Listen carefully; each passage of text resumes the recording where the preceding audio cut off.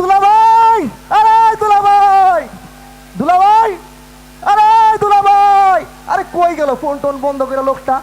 এই দুলাভাই, দুলাভাই, আরে কম তো, এই যে এখন থেকে ফোনে ট্রাই করতেছি, ফোন নাম্বার সবকিছু বন্ধ করে কই যে রয়েছে? এই দুলাভাই, এই যে পাইছি পাইছি, এই তো দুলাভাই, এই দুলাভাই, আপনি কই? আপনার ফোন টোন বন্ধ কেন? আরে বলিস না, আমার ফোনটা তো চুরি হয়ে গেছে। ওই যে আজকে মগবাজারের মোড় দিয়ে আসার সময় আমার ফোনটা ছিনতাই করে নিয়ে গেছে। হায় আল্লাহ, কোন কি আপনি থানায় যান নাই? আরে কি বলিস, থানায় যাইনি মানে? থানায় গেলাম, থানায় গিয়ে ওসি সাহেবের সাথে এক টেবিলে বসলাম, অনেকক্ষণ কথা বললাম দেশের এই ব্যাপারগুলো নিয়ে, চুরি নিয়ে। বললো একটা জিডি করেন, জিডি করলাম। তারপর? জিডি করে আসার পরে দেখি আমার হুন্ডাটা নাই।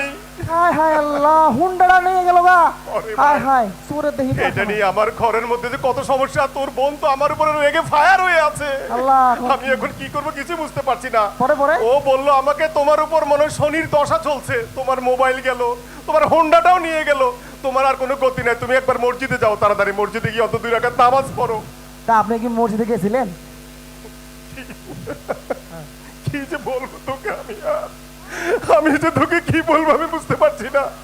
আমি ওর কথা শুনে মসজিদে গেলাম, মসজিদে গিয়ে 2 রাকাত নফল নামাজ পড়লাম, আল্লাহর কাছে 2 হাত ধরে মোনাজাত করলাম, এ আল্লাহ আমার মোবাইলটা চুরি হয়ে গেল, আমার হোন্ডাটাও গেল।